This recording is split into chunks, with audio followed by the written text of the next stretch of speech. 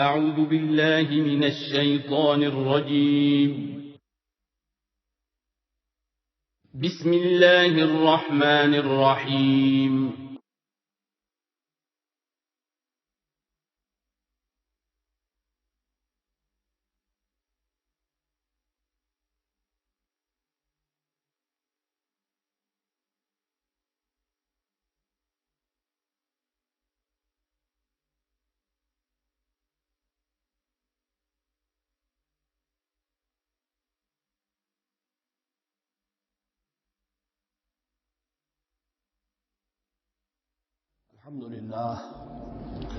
الحمد لله وكفى والصلاة والسلام على عباده الذين اصطفى أما بعد فأعوذ بالله من الشيطان الرجيم بسم الله الرحمن الرحيم. وإذ قال ربك للملائكة إني جاعل في الأرض خليفة قالوا وتجعل فيها من يفسد فيها ويسفك الدماء ونحن نسبح بحمدك ونقدس لك قال إني أعلم ما لا تعلمون. صدق الله العظيم. رب اشرح لي صدري ويسر لي أمري واحلل عقدة من لساني يفقهوا قولي. جیسا کہ میں نے عرض کیا تھا، سورہ بقرہ کے پہلے 4 رکوع نہایت اہم ہیں، نہایت جامع ہیں. پہلے 2 رکوعوں میں 3 قسم کے انسانوں کی وضاحت کی گئی، 3 قسم کے کردار کے نقشے کھینچ دیے گئے. تیسرے رکوع میں قرآن مجید کی دعوت کا خلاصہ آ گیا. توحید فی العقیدہ، توحید فی العمل، یعنی عبادت اللہ کی، ایمان بالرسالت، قرآن مجید کو منزل من اللہ کلام ماننا. اس میں اگر شک ہے تو جو بھی چیلنج تھا، اگر واقعتاً تمہیں شک ہے، حقیقت میں شک نہیں ہے، لیکن جیسا کہ تم کہہ رہے ہو کہ تمہیں شک ہے تو کوشش کرو اس کے مقابلے کی ایک صورت بنانا. پھر آخرت، جنت اور دوزخ، ان دونوں کا تذکرہ ہو گیا. پھر ایک خاص مسئلہ جو قرآن مجید کے اسلوب پر اعتراض کی شکل میں آیا کہ اس میں مچھر جیسی حقیر شے کا بھی تذکرہ ہے. اس کی حکمت بیان کر دی گئی کہ تشبیہ اور تمثیل میں ظاہر بات ہے کہ ممثل لہو اور ممثل بہی میں مناسبت چاہیے. جس چیز کے لیے تمثیل بیان کی جا رہی ہے، جس شے سے تمثیل بیان کی جا رہی ہے، ان میں مناسبت ہونی چاہیے. اس میں عظیم یا حقیر کا کوئی سوال نہیں. پھر یہ بات کہ جن لوگوں کے دلوں میں زیغ ہے، کجی ہے، وہ اس قرآن سے بھی ان کی ضلالت میں، گمراہی میں اضافہ ہوگا. جو لوگ طالب حق ہیں ان کو یہ قرآن مجید ہدایت دے گا. اور کن کو اللہ گمراہ کرتا ہے؟ جو سرکش ہے، جو نمبر 1 اللہ سے جو عہد کر کے دنیا میں آئے تھے اس کی خلاف ورزی کر رہے ہیں اور صلہ رحمی کے بجائے قطع رحمی کرتے ہیں. اس کے بعد ایک بہت اہم فلسفیانہ بات آ گئی اور اسی کے ضمن میں میں نے اصل میں یہ ساری بات دہرائی ہے. میں نے کہا تھا کہ یہ بات واضح ہوگی آگے جا کر سورہ غافر میں. پھر ذہن میں لائیے کہ جب یہ صورت نازل ہوئی ہے، سورہ غافر نازل ہو چکی تھی، لہذا یہاں اجمالی تذکرہ ہے، وہاں تفصیلی تذکرہ ہے. اہل جہنم کا قول نقل ہوا ہے، ربنا امتنا اثنتین واحییتنا اثنتین فاعترفنا بذنوبنا فهل الى خروج من سبیل. اے اللہ، تو نے 2 مرتبہ ہم پر موت وارد کی، 2 مرتبہ ہمیں زندہ کیا، اب ہم نے اپنے قصور تسلیم کر لیے، تو اب یہاں سے بھی کوئی اور مرحلہ ہے یا نہیں؟ یہاں سے نکلنے کا بھی کوئی راستہ ہے یا نہیں؟ اس سے حقیقت یہ واضح ہوئی، انسان کی تخلیق اول ہوئی عالم ارواح میں، صرف ارواح کی حیثیت سے. اور حدیث میں آتا ہے الارواح جنود مجندہ، لشکروں کی شکل، تمام انسان. ان سے عہد لیا گیا الست بربکم قالوا بلی، پھر سنا دیا گیا ارواح کو. یہ گویا کہ پہلی موت تھی جو ہم گزار آئے. پھر عالم خلق کا مرحلہ آیا. عالم خلق میں یہ تناسل کے ذریعے سے رحم مادر میں جب ایک جنین تیار ہوتا ہے تو ایک حدیث ہے حضرت عبداللہ ابن مسعود سے 4 مہینے کا جب جنین ہو جاتا ہے تو اس کے بعد وہ روح لا کر اس میں پھونک دی جاتی ہے. یہ گویا کہ احیاء اولا ہو گیا، پہلی مرتبہ کا زندہ کیا جانا، پہلی موت کی نیند سے جگا دیا گیا. اے تازہ واردان بساط ہوائے دل، اب ہم اس دنیا میں اس جسد کے ساتھ زندہ ہوئے، اب پھر موت آئے گی، جسد یہی چلا جائے گا جہاں سے آیا تھا، روح جہاں سے آئی تھی وہاں واپس جائے گی. ثم یمیتکم ثم یحییکم ثم الیہ ترجعون، پھر تمہیں اللہ کی طرف لوٹا دیا جائے گا. یہ ہے بہت گہرا نقطہ فلسفہ دین کا. اس کے بعد مضمون شروع ہو رہا ہے خلافت کا، جس کا اجمالی جو ہے تذکرہ تیسرے رکوع کی آخری آیت میں آ گیا. هو الذی خلق لکم ما فی الارض جمیعا، زمین میں جو کچھ ہے اے انسانوں تمہارے لیے پیدا کیا گیا. اسی کے ساتھ جڑتا ہوا مضمون اب خلافت کا آ رہا ہے. وَإِذْ قَالَ رَبُّكَ لِلْمَلَائِكَةِ إِنِّي جَاعِلٌ فِي الْأَرْضِ خَلِيفَةً، اور یاد کرو جب کہ کہا تھا تمہارے رب نے فرشتوں سے میں بنانے والا ہوں زمین میں ایک خلیفہ. اب خلیفہ کی حقیقت کو سمجھیے. خلیفہ کسے کہتے ہیں؟ نائب. عام طور پر لوگوں کو مغالطہ ہوتا ہے کہ خلیفہ جانشین جو ہے وہ تو کسی کے موت کے بعد ہوتا ہے، زندگی میں تو نہیں ہوتا. لیکن یہاں اصل میں ہمارے لیے بہت آسان ہے، انسان کی جو اصل حقیقت ہے اس دنیا میں اس کو سمجھنے کے لیے. یوں سمجھیے کہ ہم آج سے 50 سال پہلے انگریز کے غلام تھے. ہمارا بادشاہ ملکہ انگلستان میں تھا یا تھی. دہلی میں وائس رائے ہوتا تھا. وائس رائے کا کام کیا ہے؟ جو حکم آیا ہے his master his majesty's government کا یا ہر میجسٹیز گورنمنٹ کا جو حکم آیا ہے میرا چونو چرا بغیر کسی تزیل اور تبدل کے نافذ کرے.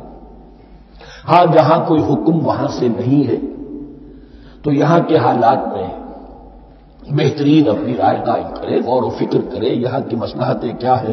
جو چیز بھی امپائر کی مصلحت میں ہو اس کے مطابق فیصلہ کر سکتا ہے. بین ہی یہی رشتہ ہے. اللہ ہے لیکن اللہ نے اپنے آپ کو غیب کے پردے میں چھپا لیا ہے. زمین پر انسان ہے. اب انسان کا کام یہ ہے جو ہدایت آ رہی ہے اللہ کی طرف سے اس پر تو بے چون و چرا عمل کرے. جہاں کوئی ایکسپریس ہدایت نہیں ہے، کوئی واضح ہدایت نہیں ہے، وہاں اپنے بیسٹ ججمنٹ کو ایکسرسائز کرے. اسی کا نام اجتہاد ہے.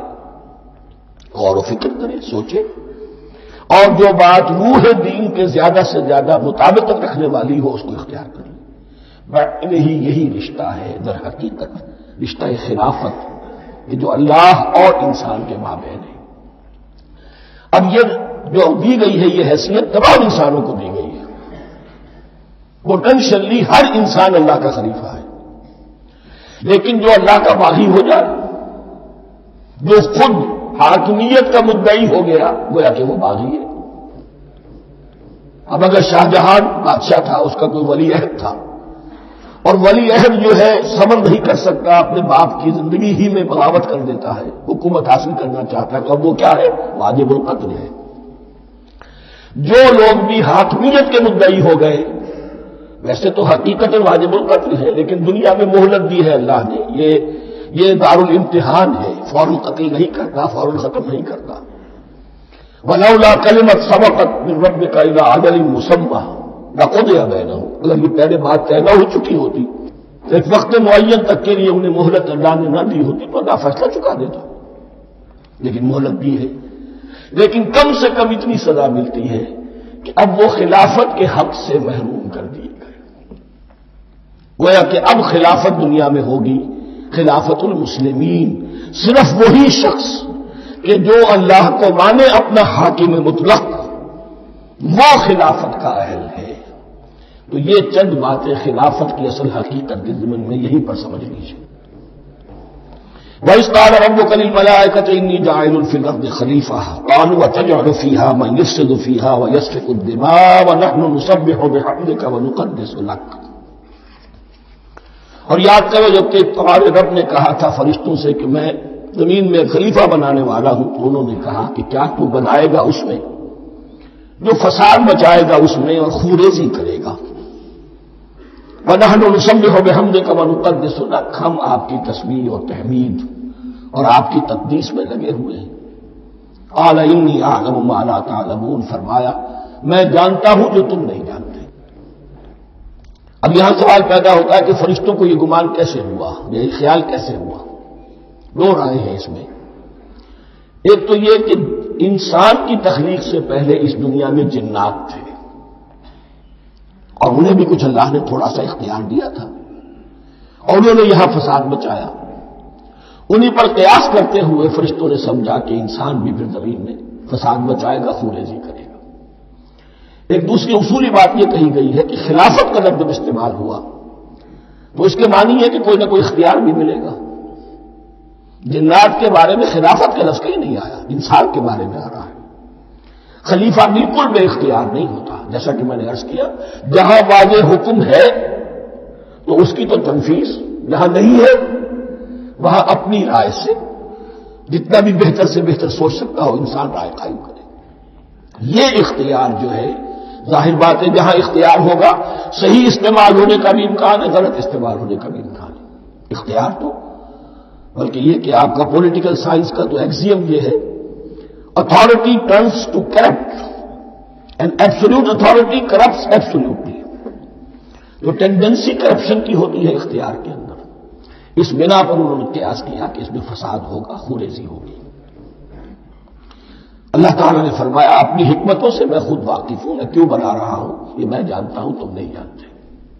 وَعَلَّمَ آدَمَ الْأَسْمَاءَ كُلَّهَا، اور اللہ نے سکھا دیے آدم کو تمام کے تمام نام۔ اب اس میں بھی ایک رائے تو یہ ہے، بلکہ اس میں تقریباً اجماع ہے مفسرین کا، کہ اس سے مراد ہے تمام اشیاء کے نام، اور تمام اشیاء کے نام سے مراد ہے ان کی حقیقت کا علم۔ ہیومن نالج جو ہے اگر آپ اس کا تجزیہ کریں گے تو وہ یہی ہے کہ انسان ایک چیز کو پہچانتا ہے، پھر اس کے لیے ایک نام رکھتا ہے یا کوئی ٹرم اس کے لیے قائم کرتا ہے۔ اس نام یا ٹرم اور اس کے حوالے سے، اصطلاح کے حوالے سے بہت سے حقائق کو اپنے ذہن کے اندر محفوظ کرتا ہے۔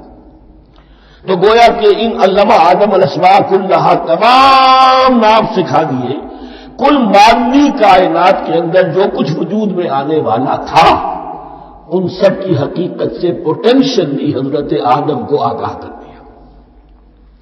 یہ پوٹینشل علم ہے، ہیومن نالج، جو ایکوائرڈ نالج ہے، جو انسان کو سم اور بسم اور اپنے اس دماغ کے کمپیوٹر کے ذریعے سے حاصل ہوتا ہے۔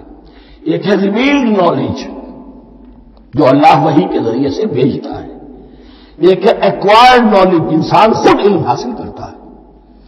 اس نے آنکھوں سے دیکھا، کان سے سنا، نتیجہ نکالا، اور اس کمپیوٹر نے اس کو پروسیس کیا، اس نتیجے کو کہیں میموری کے اندر سٹور کر لیا۔ یہ کمپیوٹر ہے بہت بڑا۔ پھر کچھ اور دیکھا، کچھ اور سنا، کچھ چھو کر معلوم ہوا، کچھ چکھ کر معلوم ہوا، کچھ سونگ کر معلوم ہوا، کوئی اور نتیجہ نکلا، اسے وہ پاس میموری کے ساتھ اس کو ٹیلی کیا اور نتیجہ نکالا۔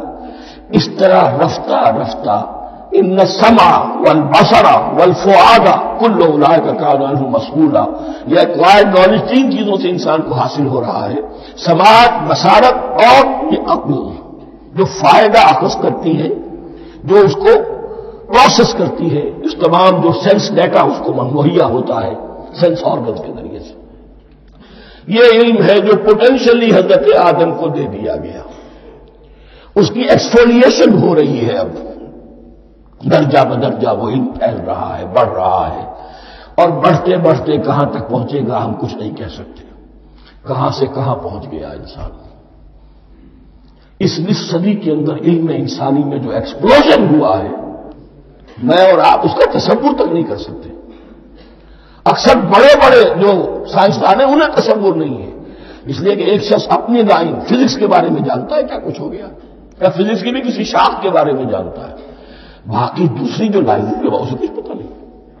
اسپیشلائزیشن کا دور ہے، لہذا جو ایکسپلوژن کہا جائے، دھماکہ ہوا ہے علم کا، اس کا کوئی اندازہ نہیں ہے ہمارے۔ اور کس تیزی کے ساتھ وہ چیز آگے بڑھ رہی ہے. کس تیزی کے ساتھ ایک چیز آج جو ایجاد ہوئی چند دنوں کے اندر اندر اس کے بعد اس کا نیا کوئی ورژن آ جاتا ہے اور یہ چیز جو ہے آبسولیٹ ہو جاتی ہے. کمیونیکیشن کے اندر جو انقلاب عظیم برپا ہوا ہے. آپ یہ سمجھیے کہ اقبال نے جو شعر کبھی کہا تھا کہ عروج آدم خاکی سے انجم سہمے جاتے ہیں کہ یہ ٹوٹا ہوا تارا مہ کامل نہ بن جائے. اور یہ مہ کامل بنے گا کب؟ جب دجال کی شکل اختیار کرے گا. دجال کون ہوگا؟ جو ان تمام قواعد طبیعہ کے اوپر قابو پا لے گا، جب چاہے گا جہاں چاہے گا بارش برسائے گا، رزق کے تمام خزانے اپنے ہاتھ میں لے لے گا، جو اس کے اوپر ایمان لائے گا اسی کو ملے گا، کسی اور کو نہیں ملے گا. اس کی آواز پوری دنیا میں سنائی دے گی. وہ چند دنوں کے اندر پوری دنیا کا چکر لگا لے گا. یہ ساری چیزیں جو حدیث پر دجال کے بارے میں آئی ہے وہ اسی علم آدم ایکوائرڈ نالج کے اس حد کو پہنچ جانا کہ وہ ٹوٹل مسٹریز نیچر کی جو ہے وہ اس پر منکشف ہو جائے اور ان قواعد طبیعہ کو وہ ہارنس کر لے، قابو میں لے آئے اور انہیں استعمال کرے. تبھی جب ہمارے کسی بہت 200-300ویں کوئی پیڑھی میں کوئی ہمارے جد امجد ہوں گے جنہوں نے کوئی چٹان دیکھی کہ گری، پتھر پر پتھر ٹکرایا تو آگ اس میں سے شعلہ نکلا. اس کا یہ مشاہدہ کافی ہو گیا آگ پیدا کرنے کے لیے. پتھروں کو ٹکراؤ، آگ پیدا کر لو. یہ اس دور کی سب سے بڑی ایجاد تھی، آگ، انرجی. اب وہ انرجی کہاں سے کہاں پہنچی؟ وہ آگ نے باپ کی شکل اختیار کی، پھر اب نے بجلی ایجاد کی، اور کب کیا ہے؟ ایٹمک انرجی ہے، اور نہ معلوم کیا کیا ہے. اللہ عالم. اس تمام چیزوں کا تعلق ہے خلافت عرضی کے ساتھ. لہذا فرشتوں کو جو بتایا گیا وہ یہ ہے کہ آدم کو علم بھی دیا جا رہا ہے، صرف اختیار ہی نہیں دیا جا رہا، علم دیا جا رہا ہے. وَعَلَّمَ آدَمَ الْأَسْمَاءَ كُلَّهَا ثُمَّ عَرَضَهُمْ عَلَى الْمَلَائِكَةِ. پھر ان تمام اشیاء کو پیش کیا فرشتوں کے سامنے. فَقَالَ أَنبِئُونِي بِأَسْمَاءِ هَؤُلَاءِ. اور فرمایا کہ مجھے بتاؤ ان چیزوں کے نام. ان کنتم صادقین، اگر تم سچے ہو. قالوا سبحانك لا علم لنا الا ما علمتنا. انہوں نے کہا پروردگار تو پاک ہے ہر نقص سے، ہر عیب سے، ہر ذوف سے، ہر احتیاج سے. مبرہ ہے، منزہ ہے، اعلیٰ ہے، عرفہ ہے. لا علم لنا الا ما علمتنا. ہمیں کوئی علم حاصل نہیں سوائے اس کے جو تو نے ہمیں سکھا دیا ہے. اس کی تعبیر یہی بہتر معلوم ہوتی ہے کہ ملائکہ کی حیثیت در حقیقت اس کائناتی جو حکومت ہے اللہ کی آفاقی حکومت، اس کے کارندوں کی ہے، یہ اس کے سول سرونٹس ہیں. تو ہر ایک کو صرف اس کے شعبے کے متعلق علم دیا گیا ہے. علم جامع نہیں ہے. تمام چیزوں کا علم یہ معلوم کرنے کی استعداد ان کے پاس نہیں ہے. کوئی فرشتہ فرض کیجیے بارش کے اوپر معمور ہے، کوئی پہاڑوں پر معمور ہے، جس کا ذکر سیرت میں آتا ہے کہ جب طائف میں حضور پر پتھراؤ ہوا ہے تو اس کے بعد ایک فرشتہ حاضر ہوا ہے کہ میں ملک الجبال ہوں، اللہ نے مجھے پہاڑوں پر معمور کیا ہوا ہے. آپ اگر فرمائیں تو جن لوگوں نے آپ کو ستایا ہے، یہ جو طائف جن دو پہاڑوں کے درمیان یہ وادی ہے، ان کو آپس میں ٹکرا دو کہ یہ پس کر اور سرما بن جائے. آپ نے فرمایا نہیں، کیا عجب، اللہ تعالیٰ ان کی اگلی نسلوں کو ہدایت دے دے. تو فرشتے ہیں، کوئی پہاڑوں پر معمور ہے، کوئی کسی خدمت پر معمور ہے، ان کو علم دیا گیا ہے صرف انہی کی اپنی جو بھی فرائض منصبی ہے ان کے شعبے سے متعلق، کل نہیں. جامعیت جو ہے علم کی وہ ہے کہ جو حضرت آدم علیہ السلام کو پوٹینشلی دے دی گئی اور جو اب بڑھتے بڑھتے ایک بہت برابر درج بن چکا. سبحانک لا علم لنا الا ما علمتنا انک انت العلیم الحکیم. یقیناً آپ ہی کی ذات ہے جو کل کے کل علم کی حامل ہے اور جس کے اوپر حکمت بھی، جس کی حکمت بھی قابل ہے. باقی تو ہر مخلوق میں سے ہر ایک کا علم ناقص رہے گا. العلیم، کل علم کا جاننے والا تو ہی ہے. الحکیم، کل حکمت وہ تو تیرے ہی پاس ہے. قال یا آدم انبئہم باسمائہم. اللہ نے فرمایا کہ آدم ان کو بتاؤ ان کے نام. فلما انباہم باسمائہم، تو جب انہوں نے بتا دیے ان کو فرشتوں کو ان کے نام. قال الم اقل لکم انی اعلم غیب السماوات والارض. تو اللہ نے فرمایا کہ میں نے کہا نہیں تھا کہ میں جانتا ہوں آسمانوں اور زمین کی تمام غائب چیزوں کو جو تمہاری نگاہوں سے بھی اوجھل ہے غیب. میں ہر شے کا جاننے والا ہوں. اعلم ما تبدون وما کنتم تکتمون. اور میں جانتا ہوں جو کچھ تم ظاہر کر رہے تھے جو کچھ تم چھپا رہے تھے. چھپانے میں محسوس ہوتا ہے کہ ان کی خواہش یہ تھی کہ خلافت ہمیں ملے. ہم خدام ادب ہیں، ہر وقت تسبیح و تحمید اور تقدیس میں مصروف ہیں. جو حکم ملتا ہے بجا لاتے ہیں. تو یہ خلافت کسی اور مخلوق کو کیوں ملے؟ یہاں صرف یہ اور بتا دوں کہ یہ چونکہ اب ایک تیسری مخلوق کا ذکر بھی بعد میں آئے گا. 3 صاحب تشخص مخلوقات ہیں اللہ کی. صاحب تشخص، صاحب شعور، جن میں میں کا شعور ہے. انا، میں. ایک ملائکہ ہے، ان کی تخلیق نور سے ہوئی ہے. ایک انسان ہے جن کی تخلیق گارے سے ہوئی ہے. ایک جنات ہیں جن کی تخلیق آگ سے ہوئی ہے. باقی حیوانات ہیں، ان میں شعور تو ہے، خود شعور ہی نہیں ہے. Self consciousness, this is a world of difference between consciousness and self consciousness. انسان جب دیکھتا ہے تو اس کو یہ بھی معلوم ہے میں دیکھ رہا ہوں. کتا بلا دیکھتا ہے، اسے یہ اندازہ نہیں ہوتا کہ میں دیکھ رہا ہوں. دیکھنے کا ایک نتیجہ ہے جو نکل آتا ہے، لیکن میں کا وجود نہیں ہے. یہ آنا، سیلف، ایگو، یہ انسان میں ہے. جنات میں ہے، شعور میں، اور فرشتوں میں ہے. ایک نوری مخلوق، ایک ناری مخلوق، ایک زمین کے اس کرسٹ میں. یہ جو مٹی اور گارے، مٹی اور پانی کا جو مرغوبہ ہے گارے کی شکل میں، اس سے بنا ہے. قال يا آدم أنبئهم بأسمائهم فلما أنبأهم بأسمائهم قال ألم أقل لكم إني أعلم غيب السماوات والأرض وأعلم ما تبدون وما كنتم تكتمون وإذ قلنا للملائكة اسجدوا لآدم فسجدوا إلا إبليس. اور یاد کرو جب کہ ہم نے کہا فرشتوں سے سجدہ کرو سب کے سب آدم کو، جھک جاؤ آدم کے سامنے. فسجدوا، ان سب نے سجدہ کیا. الا ابلیس، سوائے ابلیس کے. پہلی بات تو یہ سمجھیے کہ تمام ملائکہ کے سجدے کی ضرورت کیا تھی؟ کیا یہ صرف تعظیماً تھا؟ اور تعظیماً اگر تھا تو کیا آدم خاکی کی تعظیم تھی یا کسی اور شے کی تعظیم تھی؟ مکی صورتوں میں یہ بات 2 جگہ واضح کی گئی ہے.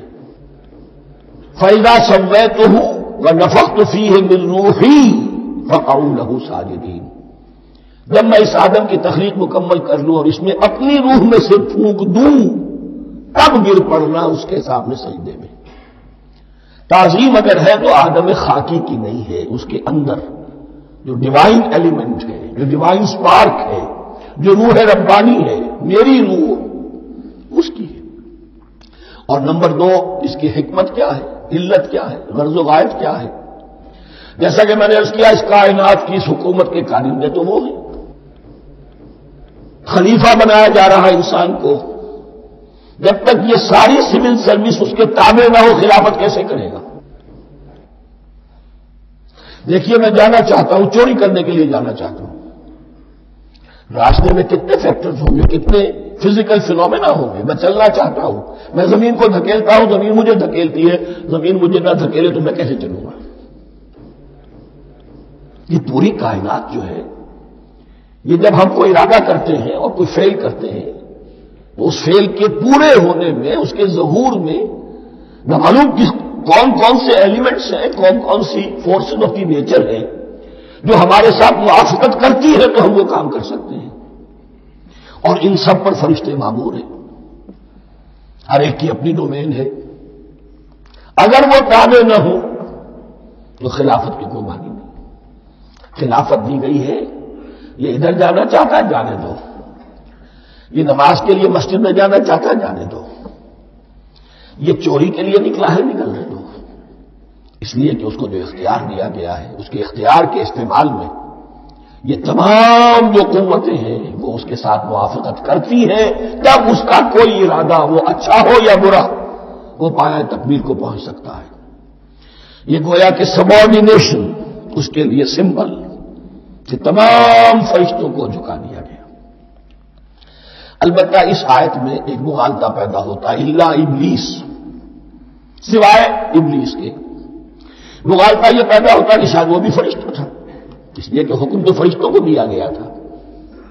پھر نوٹ کیجئے اس سے پہلے، بہت پہلے سورہ کہف نازل ہو چکی ہے اور سورہ کہف میں فرما دیا گیا ہے کان من الجن ففسق عن امر ربی، وہ جن تھا بس اس نے سرکشی کی اپنے رب کے حکم سے.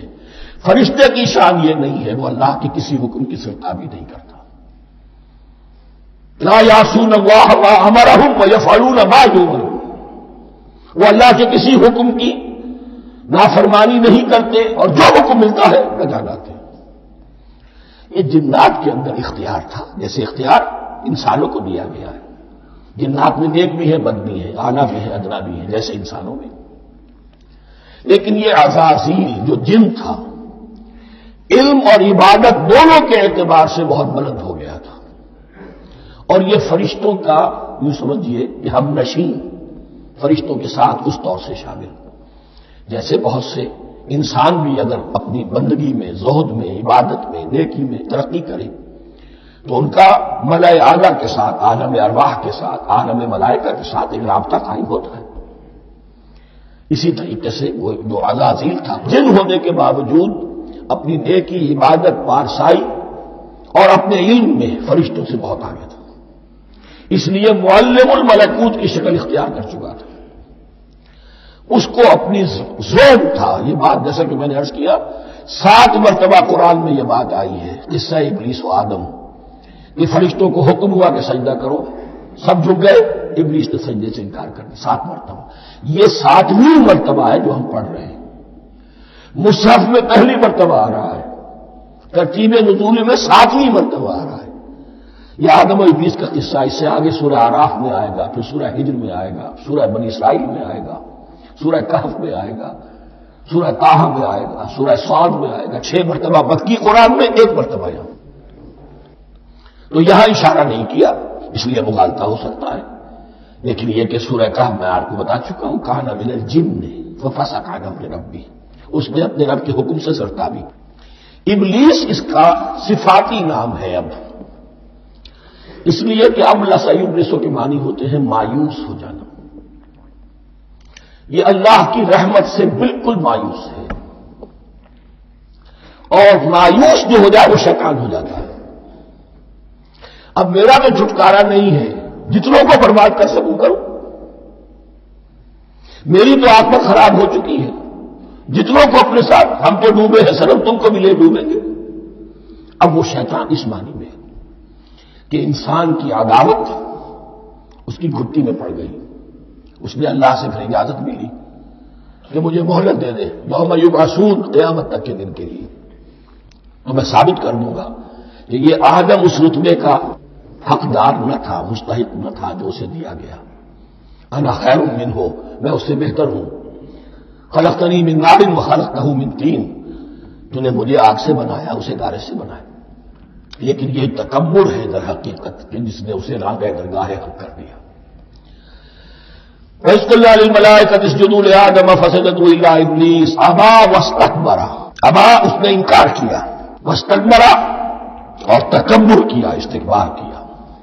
وَكَانَ مِنَ الْكَافِرِينَ، کانا عربی زبان میں 2 طرح کا ہوتا ہے، تامہ ناقصہ. ایک معنی یہ ہو سکتے ہیں کہ ہو گیا، اب اپنے اس استکبار اور انکار کی وجہ سے کان من الکافرین، وہ کافروں میں سے ہو گیا. ایک کانا تامہ ہوتا تھا ہی کافروں میں سے، یعنی اس کے اندر سرکشی چھپی ہوئی تھی اب ظاہر ہو گئی. یہ معاملہ ہوتا ہے، کسی شخص کی بدنیت تھی، اس کے اوپر پردے پڑے رہتے ہیں نیکی کے زہد کے، کسی خاص وقت میں آ کر وہ ننگا ہو جاتا ہے اور جو اس کے اندر تھا اصل اس کی حقیقت وہ سامنے آ جاتی ہے. اس کا امکان ہے. تو دونوں معنی اس کے ہو سکتے ہیں. وَقُلْنَا يَا آدَمُ اسْكُنْ أَنْتَ وَزَوْجُكَ الْجَنَّةَ، اور ہم نے کہا کہ اے آدم رہو تم اور تمہاری بیوی جنت میں۔ اب یہ جنت کون سی ہے؟ اکثر حضرات کے نام کر کے نزدیک یہ جنت کہیں آسمان ہی میں تھی، آسمان ہی میں حضرت آدم کی تخلیق ہوئی۔ البتہ یہ سب مانتے ہیں کہ ایک وہ جنت الفردوس جو ہے جس میں جانے کے بعد پھر واپس نکلنے کا کوئی امکان نہیں، یہ وہ جنت نہیں ہے جس میں کہ آخرت میں لوگوں کو جا کر داخل ہونا ہے، اس میں داخل ہونے والے کے نکلنے کا کوئی امکان نہیں۔ ایک رائے یہ بھی ہے، میرا رجحان اس رائے کی طرف ہے، تخلیق آدم اسی زمین پر ہوئی ہے، وہ جن مراحل سے گزری ہے تخلیق وہ ایک علیحدہ مسئلہ ہے۔ بایولوجی اور وحی دونوں اس پر متفق ہیں کہ مٹی سے، کرسٹ آف دی ارتھ سے انسان بنا ہے، اس پر اتفاق ہے، قرآن کا بھی اور بایولوجی کا بھی، جدید علم الحیوانات کا بھی، علم الحیات کا۔ سٹیجز کیا ہیں اس میں اختلاف ہو سکتا ہے، اس کو چھوڑ دیجئے، وہ اس وقت کا بحث نہیں۔ یہی کسی اونچے مقام پر کوئی سرسبز و شاداب علاقہ تھا جہاں حضرت آدم کو رکھا گیا، جہاں ہر طرح کے میوے تھے، ہر شے، لا تظمأ فیہا ولا تضحیٰ، نہ اس میں بھوک لگے گی، نہ دھوپ تمہیں ستائے گی، ہر طرح کی چیز تمہیں فراہم ہے۔ وہاں رکھے گئے ہیں صرف ایک ڈیمانسٹریشن کے لیے کہ انہیں نظر آ جائے کہ شیطان میرا دشمن ہے، وہ مجھے ورغلائے گا، طرح طرح سے میرے اندر وسوسہ اندازی کرے گا، میرے اور میری اولاد کے، صرف ایک ڈیمانسٹریشن۔ اس کی مثال یوں سمجھیے کہ سلیکشن تو ہو گیا، سی ایس پی گریڈ میں کوئی شخص آ گیا ہے، لیکن اب وہ سول سروس اکیڈمی میں رکھا جا رہا ہے۔ تو یہ کوئی اکیڈمی ہو سکتا ہے اسی زمین پر ہو، صرف بتانا یہ تھا کہ تمہیں معلوم ہو جائے کہ یہ شیطان تمہارا دشمن ہے، اس لیے کہ اس میں جو ایک لفظ حبوط کا آ رہا ہے، وہ حبوط صرف ایک کی معنی میں نہیں ہوتا، دوسری معنی میں بھی ہے۔ واللہ عالم، یہ چیزیں پھر متشابہات میں رہیں گی، اس لیے ان کے بارے میں کوئی ایک رائے دوسری رائے، اس کے لیے ذہن سے، عقل سے بات کر کے ایک یا دوسری رائے اختیار کر سکتے ہیں۔ وَقُلْنَا يَا آدَمُ اسْكُنْ أَنْتَ وَزَوْجُكَ الْجَنَّةَ، اور ہم نے کہا کہ رہو اے آدم تم بھی اور تمہاری بیوی بھی باغ میں، اس باغ میں، الجنہ اس باغ میں، گویا کہ اشارہ کیا جا رہا ہے۔ وَكُلَا مِنْهَا رَغَدًا حَيْثُ شِئْتُمْ، اور کھاؤ اس میں سے با فراغت جہاں سے چاہو، ہر طرح کا پھل ہے کھاؤ۔ وَلَا تَقْرَبَا هَٰذِهِ الشَّجَرَةَ، یہاں پہ اس درخت کا نام نہیں دیا گیا، اشارہ اس درخت کے قریب مت جانا۔ فَتَكُونَا مِنَ الظَّالِمِينَ، تو تم ظالموں میں سے ہو جاؤ گے، تم حد سے گزرنے والوں میں سے ہو جاؤ گے۔ اب اس کی بھی حکمت سمجھیے کہ چونکہ ڈیمانسٹریشن کرانی ہے کہ تمہیں کسی چیز سے، ہزار چیزیں مباح ہیں دنیا میں، چند چیزیں پینے کی حرام ہیں، اب تم اگر ان ہزار مباح چیزوں کو چھوڑ کر حرام چیز کو پیتے ہو تو یہ تمہارا اختیار ہوا، جبکہ اللہ تعالیٰ نے مباحات کا دائرہ بہت وسیع رکھا ہے، جس سے چاہو چند رشتے ہیں جو بیان کر دیے گئے، یہ حرام ہے، محرمات ہے، ابدیہ ہے، ان سے تو شادی نہیں ہو سکتی، باقی کسی مسلمان عورت سے دنیا کے کسی کونے میں وہ شادی کر سکتے، کروڑوں کے آپشنز آپ کے لیے خالی کھلے ہیں، لیکن پھر بھی انسان شادی نہ کرے، زنا کرے، یہ گویا کہ اس کی اپنی خواصت نفس ہے۔ ایک نہیں، دو دو، تین تین، چار چار تک شادی کرو، اجازت ہے تمہیں۔ اس اعتبار سے مباحات، اب یہ پورا باغ تمہارے لیے مباح ہے، بس ایک درخت ہے اس کے پاس نہ جانا، اور درخت کا نام لینے کی کوئی ضرورت نہیں، تو آزمائش تھی نا، صرف ایک آزمائش اور اس کی ڈیمانسٹریشن۔ فَأَزَلَّهُمَا الشَّيْطَانُ عَنْهَا، تو پھسلا دیا ان دونوں کو شیطان نے اس درخت کے بارے میں۔ اب وہ کس کس طریقے سے پھسلایا، یہ بھی جیسا کہ میں نے عرض کیا 6 مرتبہ چونکہ یہ قصہ آ چکا ہے، اس کی آپ کو سورہ طٰہٰ میں تفصیل ملے گی، کس کس طریقے سے پھسلایا اور اس بات کے لیے تیار کیا۔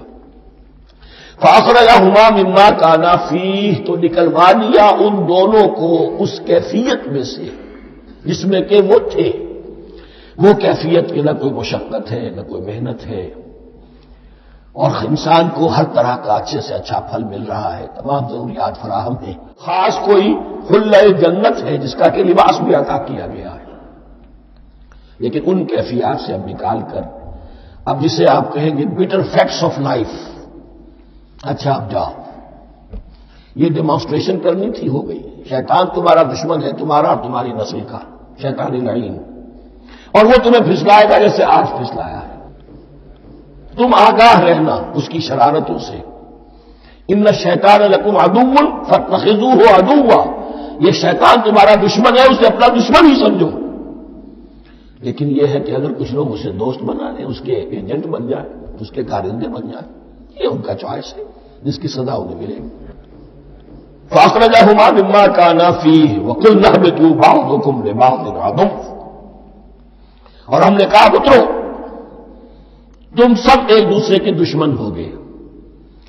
اب یہ چونکہ جمع کا صیغہ آیا ہے، ایک دوسرے کے دشمن ہو گئے، تو ایک دشمنی تو شیطان اور آدم اور ذریت آدم کی ہے، ایک اور دشمنی بھی ہے جو انسان میں مرد اور عورت کے مابین ہے۔ عورت بھی پھسلاتی ہے، غلط راستے پر ڈالتی ہے، مرد عورتوں کو گمراہ کرتے ہیں، عورتیں مردوں کو گمراہ کرتی ہیں۔ قرآن مجید میں کہا گیا یا ایھا الذین آمنوا ان من ازواجکم واولادکم عدوا لکم فاحذروہم، اہل ایمان چوکنے رہو، چوکس رہو، تمہاری بیویوں اور اولاد میں سے تمہارے دشمن ہیں، بچ کر رہو، کیپ الرٹ، کہیں ان کی محبت تمہیں راہ حق سے منحرف نہ کر دے۔ تم ایک اچھا کام کرنا چاہتے ہو، بیوی رکاوٹ بن گئی، بیوی کو اچھا کام کرنا چاہتی، شوہر رکاوٹ بن گیا، تو یہ محبت نہیں ہے، یہ عداوت ہے۔ اس حوالے سے بعضکم لبعض عدو ولکم فی الارض مستقر ومتاع الی حین، اور تمہارے لیے اب زمین میں مستقر ہے، جائے قیام ہے، اور متاع ہے، ضرورت کی چیزیں ہیں ہم نے فراہم کر دی ہیں، الی حین، لیکن ایک وقت معین تک کے لیے، یہ ابدی نہیں ہے، ایک وقت آئے گا یہ بساط ہم لپیٹ دیں گے۔ یوم نطوی السماء کطی السجل للکتب، جس دن کی ہم تمام فضاؤں کو اور تمام خلاؤں کو، تمام آسمانوں کو اس طرح لپیٹ لیں گے جیسے کتابوں کا تبار لپیٹ لیا جاتا ہے۔ ایک وقت آئے گا، یہ تخلیق الی اجل مسمى ہے، الی حین ہے۔ فتلقى آدم من ربه کلمات فتاب علیہ، تو سیکھ لیے، حاصل کر لیے آدم نے اپنے رب سے کچھ کلمات، تو اللہ نے ان کی توبہ قبول کر لی۔ اب اس کی وضاحت سورہ اعراف میں، یہ تو چونکہ پس منظر میں وہ 2/3 قرآن موجود ہے، اس کی وضاحت کیا ہے کہ حضرت آدم میں سخت پشیمانی پیدا ہوئی ہے، میں نے کیا کیا، مجھ سے خطا سرزد ہو گئی، اللہ کے حکم کی میں نے خلاف ورزی کی، لیکن ان کے پاس الفاظ نہیں تھے کن الفاظ میں اللہ سے استغفار کریں، کن الفاظ میں اللہ سے معافی چاہیں۔ اللہ کی رحمت یہ ہوئی کہ اللہ نے الفاظ انہیں خود تلقین فرما دی۔ یہ اللہ کی شان رحیمی ہے۔ اصل شے جو ہے وہ انسان کے اندر گناہ پر ندامت کا پیدا ہو جانا ہے، یہ اصل توبہ ہے۔ علامہ اقبال نے جو بڑی اپنی آغاز ان فوانش شباب میں جو اشعار کہے تھے، ان میں سے ایک شعر کو سن کر پڑک اٹھے تھے اس وقت کے اساتذہ بھی، موتی سمجھ کے شان کریمی نے چن لیے قطرے جو تھے میرے عرق انفعال کے، انفعال کہتے ہیں شرمندگی کو، شرمندگی سے میری پیشانی پر جو پسینے کے قطرے نمودار ہو گئے، میرے پروردگار کو وہ اتنے عزیز ہوئے، اس نے انہیں موتی کی طرف چن لیا۔ موتی سمجھ کے شان کریمی نے چن لیے قطرے جو تھے میرے عرق انفعال کے، تو فتلقى آدم من ربه کلمات، ان پر پچھتاوا ہوا، ندامت ہوئی، اللہ نے انہیں الفاظ، وہ الفاظ کیا تھے وہ سورہ اعراف میں ہیں، ربنا ظلمنا انفسنا وان لم تغفر لنا وترحمنا لنكونن من الخاسرین، اے اللہ ہم نے اپنی جانوں پر ظلم کیا ہے، اور اگر تو نے ہمیں بخش نہ دیا اور رحم نہ فرمایا تو ہم تو خسارہ والوں میں ہو جائیں گے، تباہ ہو جائیں گے، برباد ہو جائیں گے۔ یہی پر فوری تقابل موجود ہے۔ غلطی ابلیس سے بھی ہوئی، حکم سے سرتابی ہوئی، لیکن اس پر ندامت نہیں ہوئی، تکبر کی بنا پر اور اکڑ گیا، انا خیر منکم۔ غلطی آدم سے بھی ہوئی، نافرمانی ہوئی لیکن اس پر پشیمان ہوئے اور توبہ کی. وہ شیطنت ہے، یہ آدمیت ہے، ورنہ کوئی انسان گناہ سے اور معصیت سے مبرہ نہیں ہے. حضور کی ایک حدیث ہے، کل بنی آدم کلکم خطاؤون، کل بنی آدم خطاؤون وخیر الخطائین التوابون. آدم کے تمام اولاد، تمام انسان خطا کار ہیں. ان خطا کاروں میں بہتر وہ ہیں، اچھے وہ ہیں جو توبہ کرتے ہیں. یہاں حضرت آدم سے غلطی ہوئی، وہ توبہ کی، پشیمانی ہوئی، ندامت ہوئی، اس نے کی اور اس پر جم گیا، اصرار کیا. فتلقى آدم من ربه کلمات فتاب علیہ انہ هو التواب الرحیم. یقیناً وہی تو ہے بہت توبہ کو قبول فرمانے والا اور بہت رحم فرمانے والا. یہ نوٹ کیجیے گا، توبہ کا لفظ دونوں طرف سے آتا ہے. بندہ بھی تواب، وخیر الخطائین التوابون. تواب بندے بھی ہو گئے، تواب اللہ بھی ہے. اس کی اصل حقیقت کیا ہے؟ بندے نے خطا کی اور دور ہو گیا اللہ سے. اللہ نے اپنی رحمت کی نگاہ اسے پھیر لی. بندے نے توبہ کی، اللہ پھر اپنی رحمت کے ساتھ اس کی طرف متوجہ ہو گیا. توبہ کے معنی پلٹنا. بندہ معصیت سے توبہ کر کے اپنی اصلاح کی طرف، بندگی کی طرف، اطاعت کی طرف پلٹ آیا. اللہ نے جو اپنی نظر رحمت پھیر لی تھی، اللہ نے پھر وہی اپنی شان غفاری اور رحیمی کے ساتھ بندے کی طرف توجہ فرمائی، جس کے لیے حدیث میں الفاظ آتے ہیں، تم اگر میری طرف بالش بھراؤ گے میں ہاتھ بھراؤں گا، تم اگر چل کر آؤ گے میں دوڑ کر آؤں گا. ہم تو مائل بکرم ہے، کوئی سائل ہی نہیں، راہ دکھلائیں کسے، رہنم منزل ہی نہیں. وہ تو تواب ہے. بس فرق یہ ہے کہ تابہ بندے کے لیے ہوگا تو الہ ہوگا، تابہ الہ، انی تم تو الیک. اور جب اللہ کی طرف سے ہوگا تابہ علیہ، وہ اعلیٰ ہوگا، اس پر توبہ کی. یعنی اللہ کی بلند شان ہے تو انسان توبہ کرتا ہے تو اس کی طرف توبہ کرتا ہے. اللہ کی شان کیا ہے؟ وہ توبہ کرتا ہے تو بندے پر اعلیٰ. فتاب علیہ انہ هو التواب الرحیم. قل اہبطوا منہا جمیعا. ہم نے کہہ دیا اتر جاؤ اس سے تم سب کے سب. فَإِمَّا يَأْتِيَنَّكُم مِّنِّي هُدًى. اب یہاں لفظ آیا اہبطوا، یہاں بھی پہلے بھی آیا ہے. جو حضرات یہ سمجھتے ہیں کہ تخلیق آدم آسمانوں پر ہوئی ہے اور جنت بھی وہ آسمان میں ہے جہاں رکھے گئے تھے، آزمائشی یا ٹریننگ یا ڈیمانسٹریشن والی جنت، وہ یہاں حبوط کا ترجمہ کریں گے کہ آسمان سے زمین پر اترنے کا حکم دیا گیا. جو لوگ سمجھتے ہیں یہی کسی بلند مقام پر تھے، وہ کہتے ہیں کہ نیچے اترو، کسی بڑی اونچی سطح مرتفع پر اگر کوئی جگہ تھی تو اب نیچے اترو اور جاؤ، اب تمہیں زمین میں ہل چلانا پڑے گا اب روٹی حاصل کرنے کے لیے. یہ جو نعمتوں کے دسترخوان یہاں بچھے ہوئے تھے یہ اب تمہارے لیے نہیں ہے.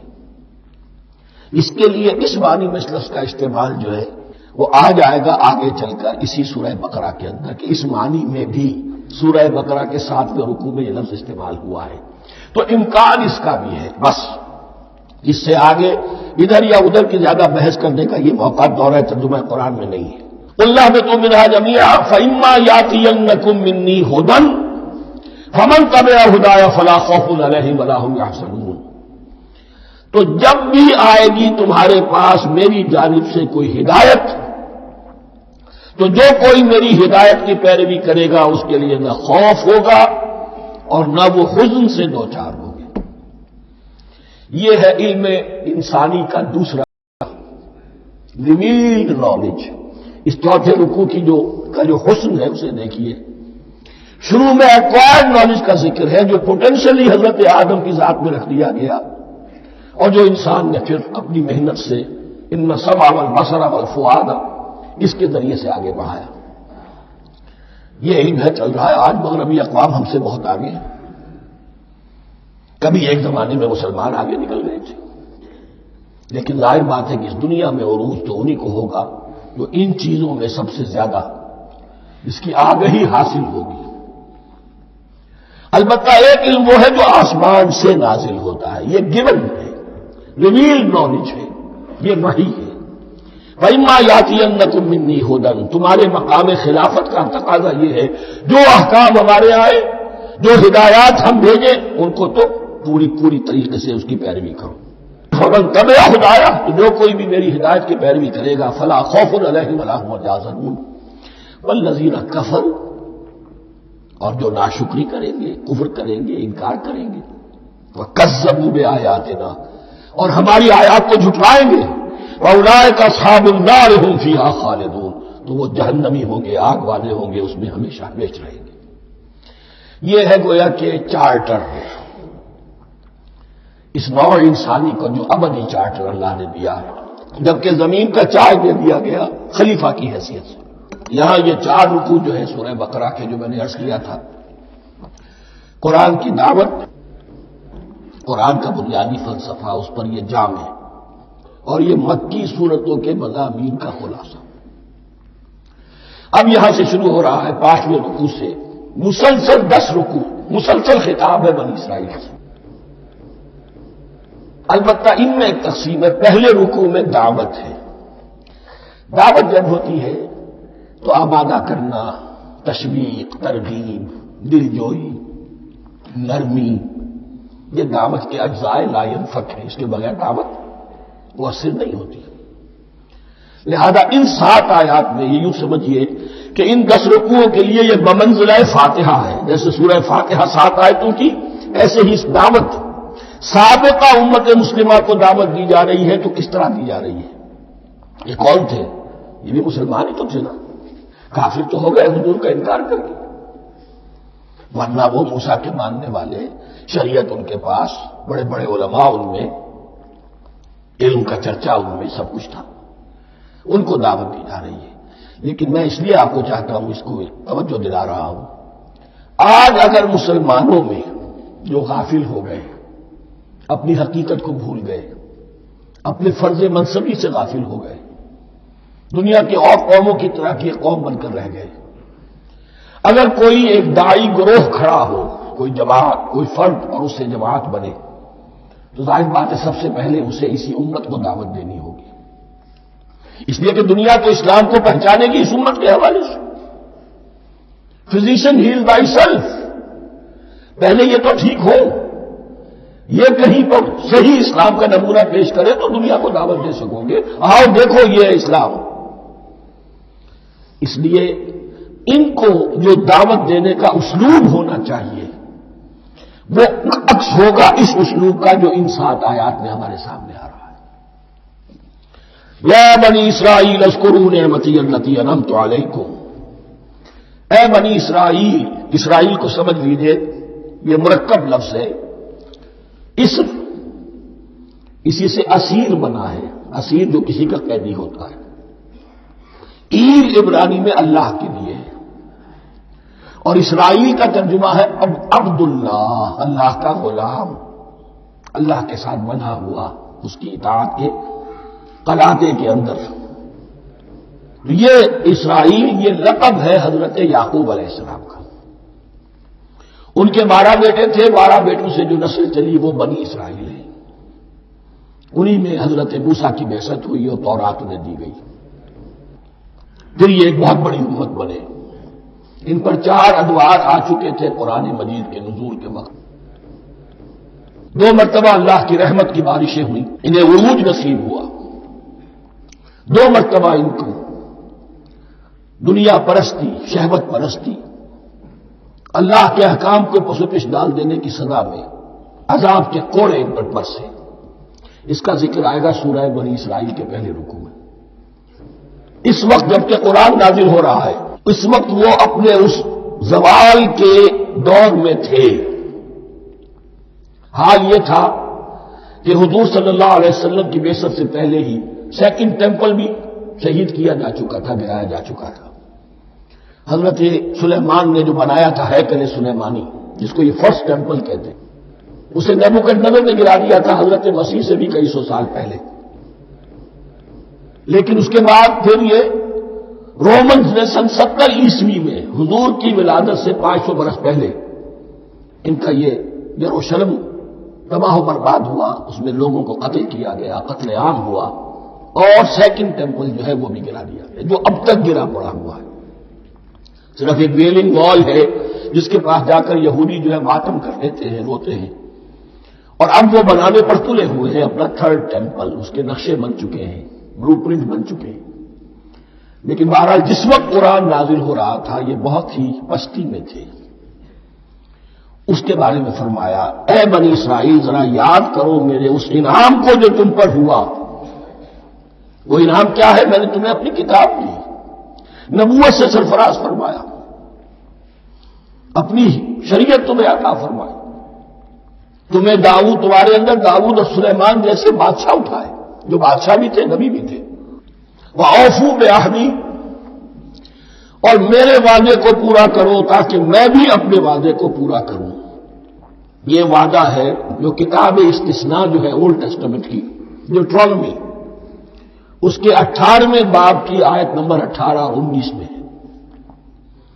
حضرت موسیٰ سے خطاب کر کے اس میں اللہ نے یہ الفاظ فرمائے، میں ان کے بھائیوں میں سے تیرے مانند ایک نبی برپا کروں گا اور اس کے منہ میں اپنا کلام ڈالوں گا، اور وہ وہی کچھ بتائے گا جو میں اس سے کہوں گا۔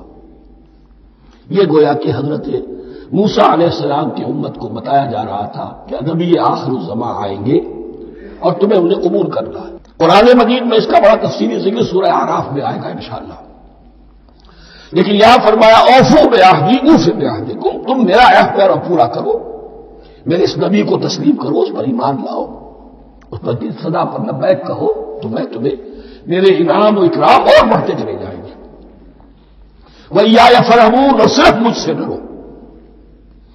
وَآمِنُوا بِمَا أَنزَلْتُ مُصَدِّقًا لِمَا مَعَكُمْ، اور ایمان لاؤ اس پر جو میں نے نازل کیا ہے، جو تمہارے پاس جو تورات ہے اس کی تصدیق کرتے ہوئے آیا ہے۔